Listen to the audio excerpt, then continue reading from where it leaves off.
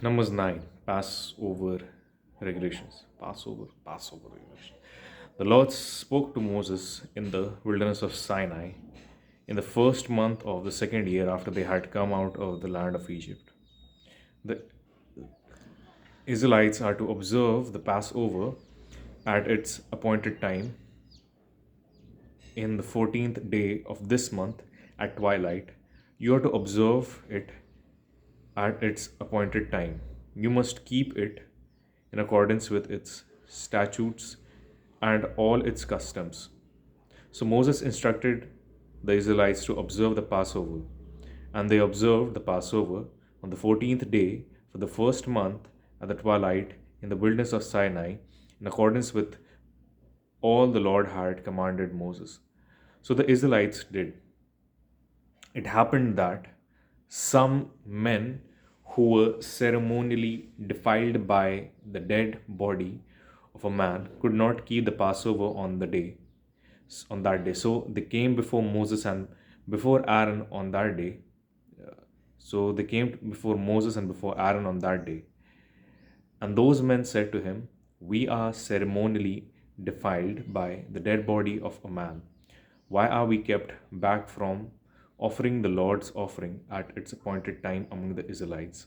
So Moses said to them, "Remain here, and I will hear what the Lord will command concerning you." The Lord spoke to Moses, "Tell the Israelites, if any of you or of your posterity become ceremonially defiled by touching a dead body, or are on a journey far away, then he may observe the Passover to the Lord. They may observe it on the 14th day of the second month at the twilight. They are to eat it with bread made without yeast and with better herbs.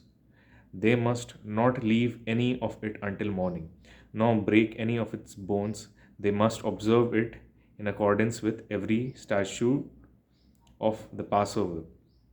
The man who is ceremony, ceremonially, ceremonially clean and was not on a journey and fails to keep the Passover, that person must be cut off from the people because he did not bring the Lord's offering at its appointed time. That man must bear his sin.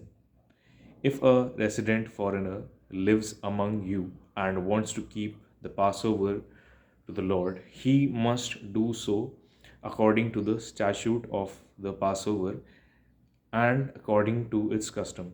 You must have the same statute for the resident foreigner and for one who was born in the land. The leading of the Lord. On the day that the tabernacle was set up, the cloud covered the tabernacle, the tent of the testimony, and from evening until morning there was a fiery appearance over the tabernacle. This is the way it used to be continually. The cloud would cover it by day, and there was fiery appearance by night.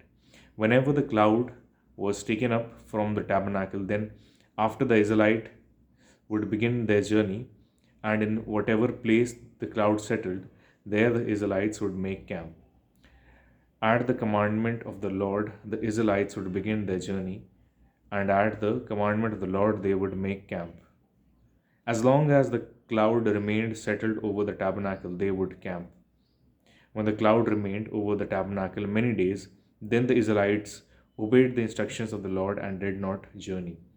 When the cloud remained over the tabernacle, a number of days they remained camped according to the Lord's commandment, and according to the Lord's commandment they would journey.